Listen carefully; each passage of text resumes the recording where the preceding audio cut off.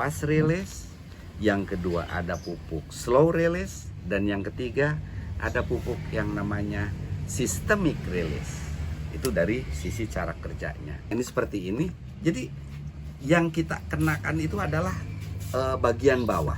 Kenapa? Karena mulut daun atau yang disebut stomata adanya di bagian bawah daun. Kalau yang di bagian di atas itu tidak diserap oleh tanaman. Jadi maksimalkan adalah penyemprotan supaya yang terkena itu adalah daun bagian bawah. Karena stomata ada di bagian bawah daun. Assalamualaikum warahmatullahi wabarakatuh. Selamat datang kembali di channel Selma Farm. Pagi ini kita akan membahas obrolan pagi masih tentang pupuk, menyambung apa yang sudah dijelaskan kemarin. Dan bahasan hari ini kita akan fokus untuk memahami bagaimana cara kerja pupuk. Kemudian yang kedua itu adalah bagaimana cara aplikasinya selain jenis-jenis pupuk itu sendiri. Seperti biasa, jika nanti ada hal-hal yang mau ditanyakan bisa disampaikan kepada kami, dan insya Allah itu akan menjadi bahan bahasan buat kami. Baik, yang pertama adalah kita pahami dulu secara mendasar cara kerja pupuk. Cara kerja pupuk itu ada 3 macam. Pertama ada yang disebut dengan pupuk fast release. Artinya pelepasan nutrisi haranya itu dia sangat cepat. Makanya disebut fast release. Nah, untuk fast release ini hati-hati tentang dosisnya. Saya ambil contoh pupuk yang umum digunakan oleh masyarakat kebanyakan yang disebut dengan pupuk fast release itu adalah contoh salah satunya urea. Ini urea sangat cepat sekali pelepasannya, sangat cepat sekali larut, sehingga kalau overdosis bisa membakar tanaman dengan cepat juga. Termasuk NPK yang sudah banyak dikenal di masyarakat, ini termasuk kelompok pupuk yang cara kerjanya adalah fast release. Jadi sangat cepat dan hati-hati dengan dosisnya. Itu yang pertama. Yang kedua adalah slow release. Artinya slow release itu pelepasannya tuh pelan. Jadi biasanya satu aplikasi untuk jangka waktu yang lama, kemudian pelepasan nutrisinya itu pelan-pelan, dan resiko membakar tanaman tuh sangat kecil. Contohnya ini ada pupuk slow release itu Osmocote, Dekastar seperti ini. Ini disebut dengan pupuk slow release. Pupuknya sangat keras sekali, dan satu kali aplikasi bisa sampai 5 bulan baru habis. Kebanyakan orang menggunakan untuk aglonema. Ini sangat bagus untuk pupuk slow release karena sensitif banget daun-daun aglonema. Apabila menggunakan pupuk fast release salah dosis akan mudah terbakar. Nah, itu yang kedua, slow release. Untuk pupuk yang slow release itu apakah cocok untuk diaplikasikan di tanaman sayuran atau tanaman cepat? Pada prinsipnya bisa diaplikasikan untuk semua tanaman, baik itu pupuk fast release ataupun slow release. Tinggal kita berhitung secara ekonomis dan kegunaannya. Kan sayuran hanya umur 2 bulan, kita aplikasikan pupuk yang bisa bertahan 5 bulan kan sayang. Jadi lebih tepatnya kalau untuk yang berumur pendek itu pupuk-pupuk fast release gitu. Kemudian yang ketiga itu ada yang namanya pupuk systemic release. Jadi dia cara kerjanya tuh sangat sistemik. Artinya begini, bahwa ketika diaplikasikan overdosis tidak akan membakar. Dia otomatis kelebihannya tuh akan terbuang. Itu kelebihan yang sistemik dan itu masih jarang. Salah satunya adalah yang setahu saya adalah merek Nongfeng ini adalah yang systemic release. Karena istilahnya pupuk ini adalah pupuk siap saji. Begitu diaplikasikan bisa langsung diserap oleh tanaman. Nah, itu cara kerja dari beraneka macam pupuk. Sekali lagi saya ulangi, ada pupuk fast release, yang kedua ada pupuk slow release, dan yang ketiga ada pupuk yang namanya systemic release. Itu dari sisi cara kerjanya. Kalau kayak saya pribadi orang awam itu Pak, untuk aplikasi urea sendiri itu cocoknya untuk sayur jenis daun hijau, apakah untuk tanaman yang lain gimana itu?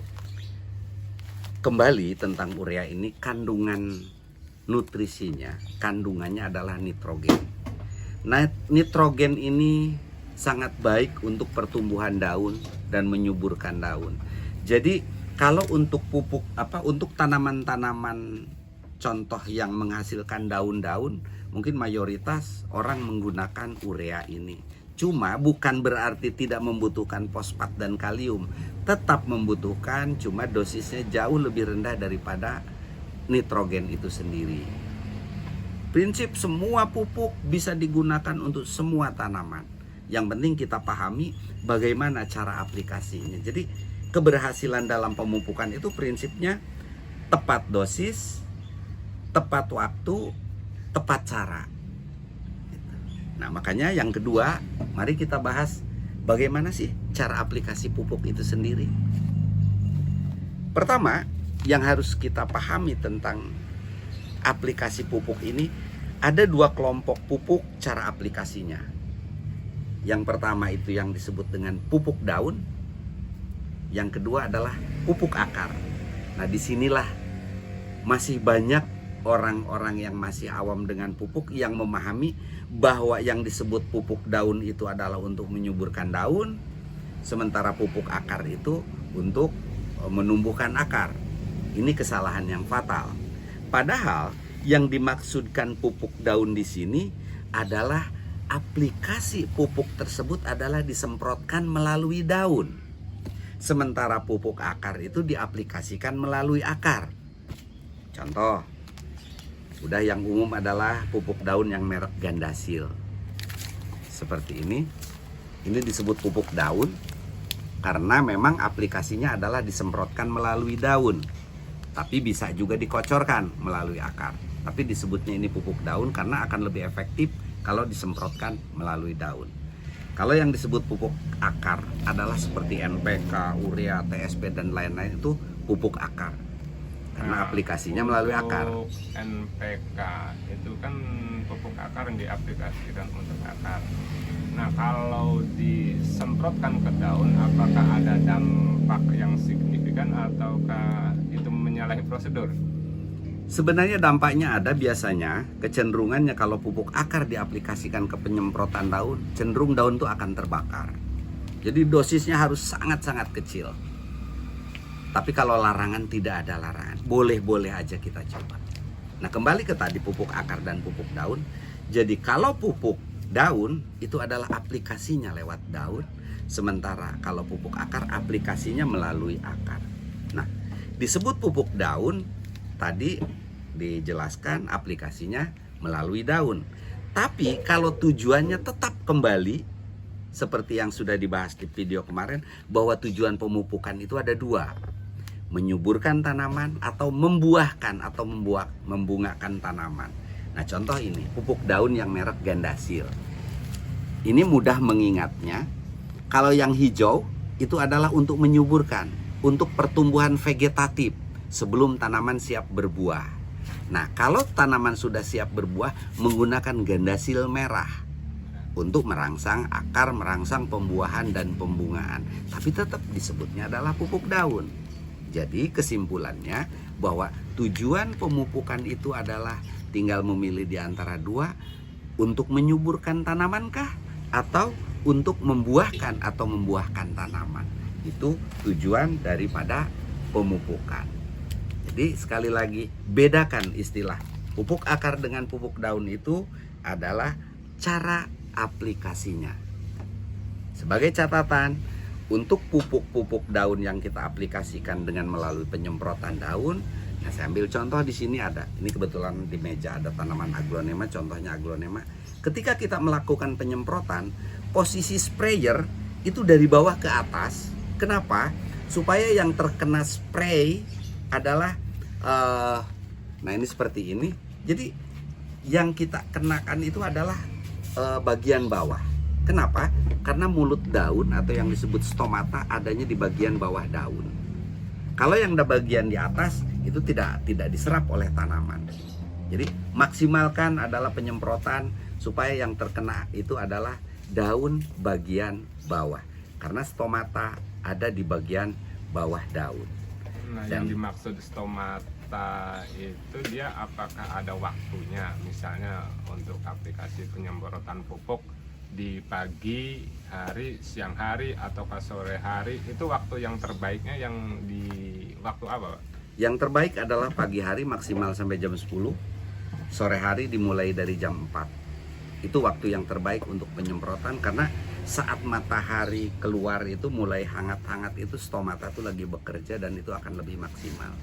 Cuma harus diingat juga, konon kalau kita udah menyemprotkan satu pot, satu tanaman atau satu blok tanaman, setelah lewat sisa pupuk masih ada, kemudian kita balik lagi, lebih baik tidak usah dilakukan. Jadi kalau udah selesai disemprot, ya udah selesai. Walaupun pupuk masih ada sisa, jangan balik lagi. Kenapa? Konon katanya cara kerja stomata itu seperti ini. Ketika disemprot pertama itu dia kena sentuhan akan bekerja seperti ini.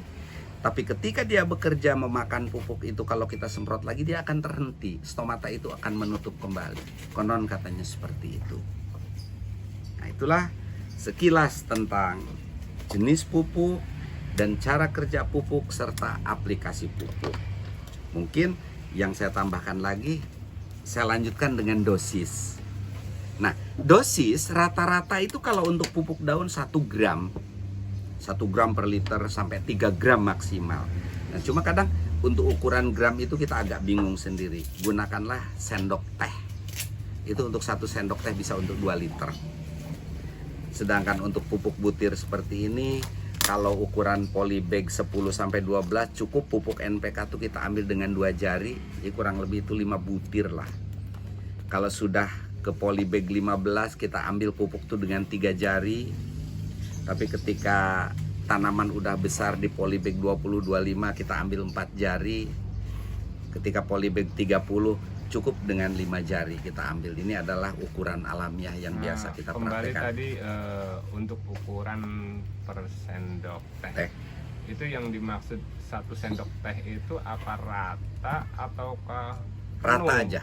Rata aja. Rata. Ya, rata aja. Jadi prinsip pemupukan itu lebih baik dosis dikurangi tapi frekuensi yang ditingkatkan. Maksud saya begini, seminggu sekali kita semprot dengan dosis yang sangat maksimal. Bisa kita kurangi menjadi 3 hari sekali, lebih sering, tapi dosisnya separuh aja, itu jauh lebih aman untuk pupuk. Dibanding overdosis itu overdosis. akan ada dampak yang ada dampaknya. Ketika ada overdosis pun biasanya cirinya itu pinggiran daun terbakar hitam atau kuning. Itu overdosis pupuk atau overdosis obat, nggak usah takut. Jadi ini informasi yang lumayan boleh dicoba. Ketika mendapatkan tanaman yang overdosis karena pupuk atau karena obat, ambil arang kayu, tumbuk yang halus, campur dengan air, kemudian ambil airnya, semprotkan ke tanaman atau disiramkan. Insya Allah tanaman akan netral lagi dari overdosis. Boleh itu nanti ininya Pak, tutorialnya untuk mengatasi apa yang overdosis. pupuk overdosis itu. Siap. Kita bahas lebih menarik kayaknya. Oke. Kita bahas di video berikutnya.